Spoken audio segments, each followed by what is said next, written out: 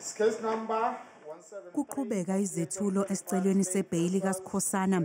Umbuso osiphikisile ngelithi akayena umsolo ethembekile futhi uzophazamisa ofakazi nokuqhubeka kwecala.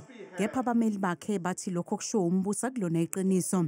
Bathi bayaqonda ukuthi icala libhekene noSikhosana libucayi kodwa yena akayona ingozi.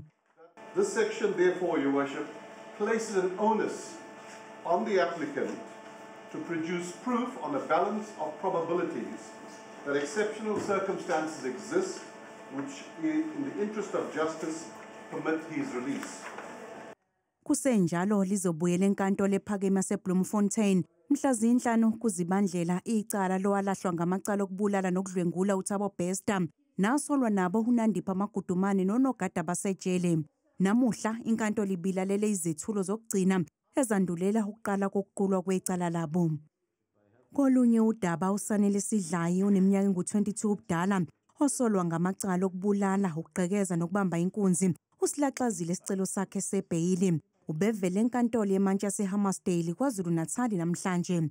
Umphakathi uthi ufuna umsolwa aqunywe ejele. Kahle nje somphakathi asimdingi ukumbona ngaphandle, asimdingi ethola ibheli ngezinto azenzile. Umonakala wenzile mkhulu kakhulu ngaphandle.